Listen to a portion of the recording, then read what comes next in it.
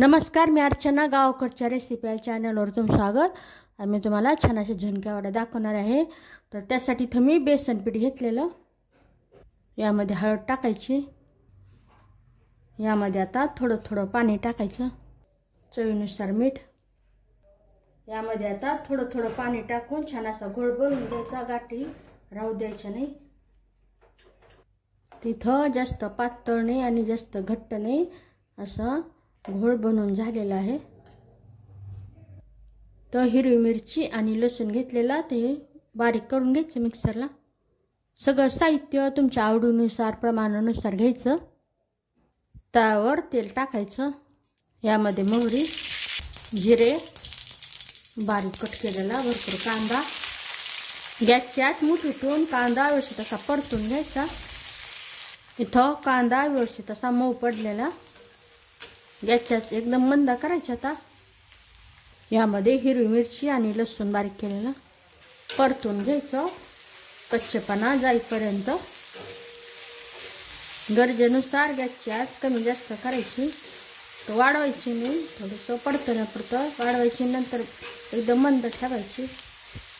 परतवल्यानंतर थोडंसं तव्यावर पसरून घ्यायचं. आता गॅसची एकदम मंद ठेवायची, वाढवायची नाही अजिबात.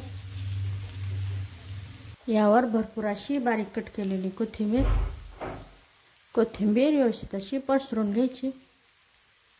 यावर आता हा तो टाकायचा.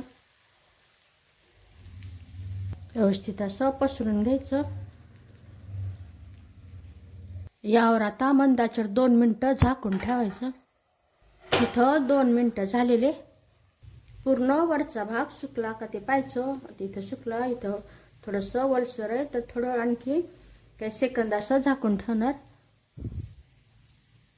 तर काही सेकंद फक्त मंद आच ठेवायची. याचे असे भाग करून घ्यायचे. तो थोडा वेळ गॅस बंद केलेला आहे. हे पालतं करून घ्यायचं. पालतं केल्यानंतर गॅस चालू ठेवलेला आहे. ते पूर्ण थोडंसं शेकून घ्यायचं एखादा मिनटं. तिथं कांदा करपलेला नाही, फक्त लालसर असा झालेला आहे. तर खायला छान लागतो असा कांदा. तर तुम्ही एकदम कांदा अजिबात परतून न घेता थोडासा कच्चा असताना मिश्रण टाकू शकता. असाही कांदा छान लागतो खायला. गॅस बंद केलेला आहे. छान अशा झुणका वडा तयार झालेल्या. प्रवासाला छान. तर नक्की बनवून पहा. रेसिपी आवडली तर चॅनलला सबस्क्राईब करा. चॅनलवरच्या बाकी रेसिपीजही आवडल्या तर त्यांनाही लाईक करा.